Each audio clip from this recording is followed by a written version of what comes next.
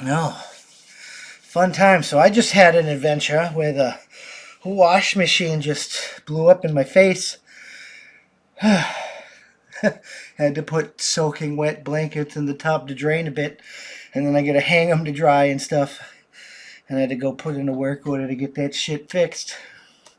Something's wrong with the sensors. At least I got the machine to work and start draining and stuff. But that is not why you're here. You're here to talk about oil and oil. We shall talk about oil and the U.S. dollar. So Russia's thinking about forcing unfriendly countries to buy oil using their rubles instead of the U.S. dollar, which is going to be a compounding disaster between Saudi Arabia considering using the yuan.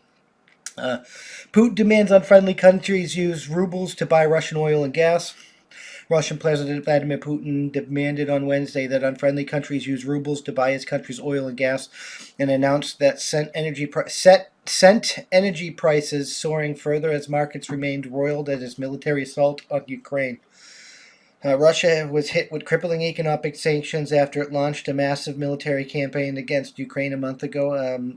Crippling for us that we covered how they just using the Chinese one pay and they can still use it barely affected Russia. I mean, not that it didn't affect Russia, but it's not crippling them, not by any means. If they were crippled, it would have ended what they're doing. This is making it seem like you're doing more to help with people's feelings and or your public image, and I don't like that crap, but it is what it is.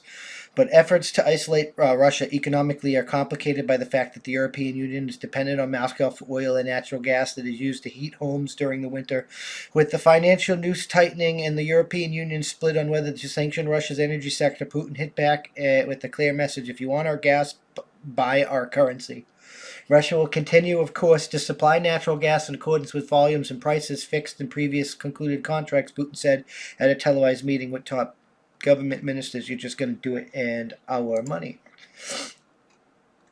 Oh, can we actually hear him? Мною принято решение в самое короткое время реализовать комплекс мер по переводу оплаты. Начнем с этого. С нашего природного газа, переводу оплаты нашего природного газа, поставляемого в так называемые недружественные страны, за российские рубли. То есть отказаться от использования в таких расчетах всех скомпрометировавших себя валют. I don't see anything, but yeah, we're gonna have to. Somebody hit me with that translation. I'd like to know what Putin actually said on this. The changes will only affect the currency of payment, which will be changed to Russian rubles.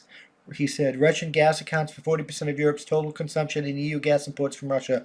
The possibility that a change of currency could throw the trade into disarray sent some European wholesale gas prices up to 30% higher on Wednesday. Jesus Christ. Winning. No. You suck. There's some pictures of them to isolate them. Oh, damn. The ruble briefly leaped to a 3-week high past 95 against the dollar, and despite pairing some gains, stayed well below 100 after the shocking announcement. The currency is down 20% since February 24th. I think their economy, that's why they're considering Bitcoin, which we'll get into next. I think their economy is just as collapsing as ours. At face value, this appears to be an attempt to prop up the ruble by compelling gas buyers to buy the previously free-falling currency in order to pay. Vinicius Romano, senior analyst at consultory Resada Energy, told Reuters. I mean, that sounds like what it is to me. I mean, it is what it is. These people, they want money. They don't want to collapse. They don't want their currency to collapse. They don't want to have to bow down on the other countries, and they're going to do some shady shit on both sides to get that shit done. But let's just get right into this next article, because we're gonna since these two subjects are related, we're just going to get right into it. And Russia's considering buying crypto for oil purchases, like we were saying earlier, specifically Bitcoin, but it is what it is. So let's get into this article. Russia, this is Market Watch. Russia hints that it may accept payment for oil and Bitcoin. Analysts say that it may not be so easy.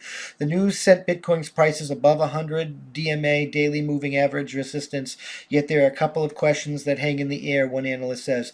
Russia has raised the possibility of using Bitcoin to pay for the country's commodities, a move that analysts say may be harder in practice to carry out.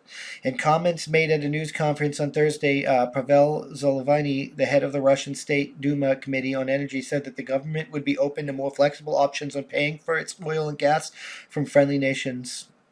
We've been offering China to switch to transacting in national currencies such as the ruble and sent the renminbi for a while now, he said, according to the transition reports for those with Turkey that would be in the lira and ruble. Currency can be different in a common practice. You can also trade bitcoins. So it seems like they're just trying to open up trade to absolutely any current currency to probably get people to bypass all the sanctions and start trading with them again, which, I mean, I guess that is what it is. Russia has been grappling with the wave of sanctions imposed by the U.S. and EU and its allies in response to its invasion of Ukraine more than a month ago, with more measures announced this week. On Friday, Russian Foreign Minister Sergei Lavrov reportedly said that the West's goal was to destroy, break, annihilate, strangle the Russian economy and the Russia on the whole, and Russia on the whole. And I mean, we keep doing what he says that they're trying to do, and he's getting more support instead of less support. They were already protesting him, and these sanctions just fucked it all up, but that's my opinion on it. Earlier this week, Putin announced that Russia would demand unfriendly countries use rubles to keep its oil and gas flowing. The country was struggling to find buyers for its oil earlier in March through China, and India have reportedly been picked up cheaper crude oil from Russia. Europe has been struggling to cut its dependency on Russian energy products. The U.S. and the EU on Friday announced a new partnership aimed at the goal. Some attributed a push higher for Bitcoin, Bitcoin USD on Thursday, to Zelensky's comment. The cryptocurrency briefly traded above 45,000 psychological level, while the crypto has gained 7.2 this week.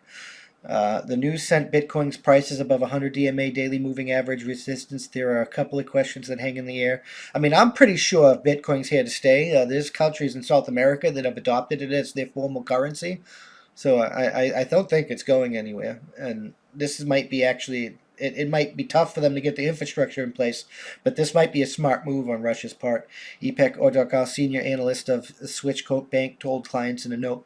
One, China hates Bitcoin. Will it change its mind to buy cheap Russian oil? If China buys the Russian oil in exchange of Bitcoin, will Chinese be able to trade Bitcoin as well? Then how long the West, which recently didn't want to impose restrictions on Bitcoin, will tolerate Russia going around sanctions via Bitcoin? Could the West ban the Russian Bitcoin like they did with the Russian gold? How can you ban Russian Bitcoin? How can you, like, there's is it even possible? Okay, at least you at least you fucking admitted that. They definitely can't ban Bitcoin. I know, because Hillary Clinton was bitching about that when these sanctions first started, and because they're not fucking working. On Thursday, a senior U.S. administrator official said that Group of 7 nations, the European Union, will continue to blunt the Central Bank of Russia's ability to deploy international revenues by making clear that any transaction involving gold related to the Central Bank Russia is prohibited. We really need to vote out this establishment garbage, like Pelosi, fucking Schmuck. I can't even pronounce his name. Fucking all of them. Fucking McConnell. Every single one of the establishment trash needs to go. So Zelensky's comment showed how quickly the crypto space can move, according to Martha Reyes. I mean, yeah, seriously, I don't want to go to war with Russia, but it seems increasingly like going to war with Russia is going to be inevitable. And I'd rather go to war with you than go to war with Russia with our current government. So if we have to go to war with Russia, and war with Russia is inevitable, you're going to have to replace this current government, because there's no way in hell I'm taking orders from them in a war, because they're going to get me fucking killed. Head of research, crypto exchange Bekwant. As Russian officials earlier resisted the use of cryptocurrencies, the country's central bank proposed banning the use of mining of cryptocurrencies, citing financial stability and the sovereignty of monetary policy for one. But Russia is now facing an extremely difficult economic landscape as those sanctions begin to bite. I mean, they could be beginning to hurt them, but if they can't, if all of their American Express, Visa, MasterCard stuff didn't get canceled, they can still use them within Russia. They can switch to Union Pay, which is already accepted around the world, and the Russians' new cards are going to be issued under the Union Pay system and be usable in Amazon, like I think that's a temporary bite, if there is a bite. But who I don't know. I'm just some guy. I'm just some veteran that can see patterns sometimes, but it is what it is. That does sound like it will generate some demand for Bitcoin. However, I'm not so sure who'd actually use Bitcoin to purchase oil from Russia, said Yuya Hazawaga, crypto market analyst at Tokyo-based Bitbank, in email comments. Several Western countries, such as the U.S. and Australia, have banned oil imports from Russia. Meanwhile, there are risks for holding Bitcoin volatility-wise. So I think the number of purchasers who take the risk and use Bitcoin to buy Russian oils is limited at the moment, said Hasawaga. There is also the issue of liquidity, said Bequince Reyes. Russia received 119 billion from oil in the past 2021, according to Russia's finance ministry, and that was with oil at much lower levels than today, noted Reyes. The total market capitalization of Bitcoin stands at 843.2 billion on Friday, according to CoinMarketCap. Jesus Christ. That's a lot of fucking money for fucking oil. The main outcome will likely be payment in the buyer's own currency or in rubles, Reyes said. Nevertheless, the news adds credence to the view expressed by Larry Flint of BlackRock this week that the Ukraine conflict will accelerate the adoption of digital assets, Reyes said. I mean, I think it's gonna, but I think that's kind of the point, to get us to buy electronic cars, to get us to fucking end our oil dependence, to get us to fucking accept the fucking global totalitarian fascist fuckery in the name of fucking saving us from the big bad communists. Like, I think it's all a plan, a part of this global reset. Ukraine is just COVID part two. I'm not saying COVID was a hoax or whatever, but COVID didn't have the effect they wanted it to have to get people to bow down to the fascist state. So, like, do I think we need a new world order or whatever, where we have a global system, a global set of rules and laws and stuff to move forward as humanity? Yes, but I'm not going to accept any global system that doesn't respect my motherfucking rights. So, if you want a global system, then I can carry my gun anywhere within that global system. That includes England. That includes Europe. That includes anywhere in this fucking system. That's how fucking winning is done, and you can lick my balls. Because I was born with those inalienable rights. They don't fucking change just because you try to change the form of government. Nah, you just become my enemy. Like, that's what the Second Amendment is for. But this is disaster for the U.S. dollar.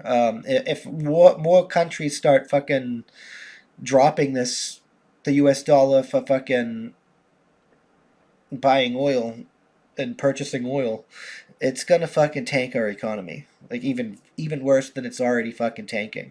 You guys gotta stock up on food, start growing victory gardens again. Some word of advice if we end in a depression: if you can only eat once, eat breakfast, you'll feel fuller for the rest of the day. That's how winning is done. A global food crisis is coming. Biden already admitted that it's going to hit the United States. I mean, it's not going to hit every single place in the United States because we're a big country, and some places are doing better than others, but it's coming, so be prepared for it. It's probably going to tank the government, but be prepared for that, because we could balkanize. Be prepared for chaos because the government collapses. Be prepared for fucking a radical shift in government that you may or may not like. I mean, we seem to be repeating the last century all in fucking 2-3 years, so who fucking knows, man?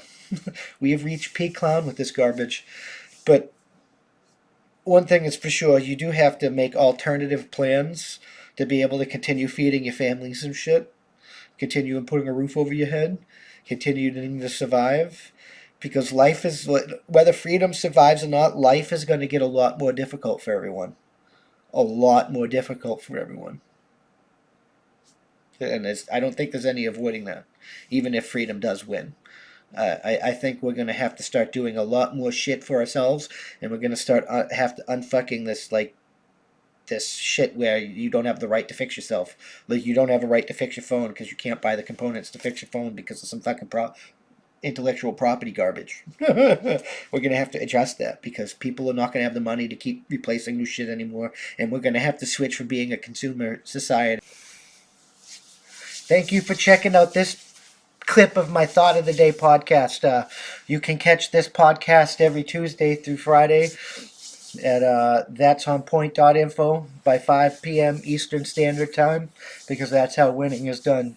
New clips go out daily, and we can't do this without you. So we appreciate your support. With that being said, consider joining for $5 a month, and you get early access to the uncensored version of this, early access to our weekly That's On Point podcast, and access to exclusive content only for members. All the money that we receive is going to go funnel back into this to hire more journalists and do more things for you guys, because that's how winning is done. It really is. We got a merch store and stuff. You can help there, and if you can't help via money, you can always just leave a comment, and share this out there, because that helps us more than you can immensely know. That's the best way to help. Just leave a comment, and share. And if you're listening to us, leave a review. Leave a good review. Help us boost us in the podcast ratings and get us up there, because that's how winning is done. We'll see you in the next one. Peace.